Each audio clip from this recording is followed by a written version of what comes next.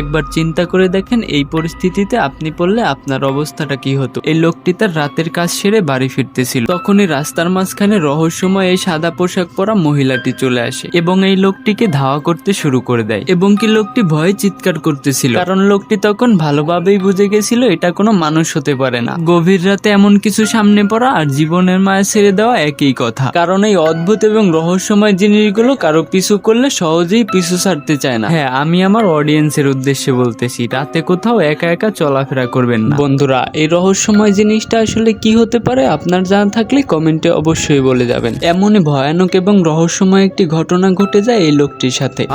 Kira aku takut.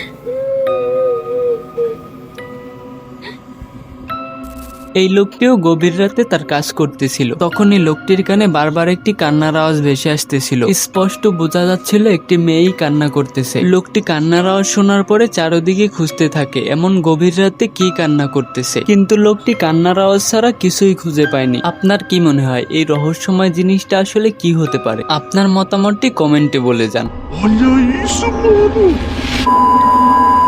এই লোক দুটো বন্ধ পড়ে থাকা একটি বাড়ির মধ্যে যায়। এমন রহস্যময় কালো ছায়া তাদের সামনে চলে আসবে তারা কখনো কল্পনাও করতে পারে। একটি রুমের মধ্যে গিয়ে আলো জ্বালিয়ে চারদিক দেখতেছিল, তখনই তার আলোর সামনে একটি কালো ছায়া দেখতে পায়। কালো ছায়াটি মানুষের উপস্থিতি বুঝতে পেরেই মুহূর্তের মধ্যে উপর দিকে উঠে যায়। তখনই লোকটা ভয় পেয়ে ওখান থেকে দৌড়ে পালিয়ে যায়। বন্ধুরা, আপনাদের কি মনে হয় এই রহস্যময় কালো ছায়াটি আসলে কি হতে পারে?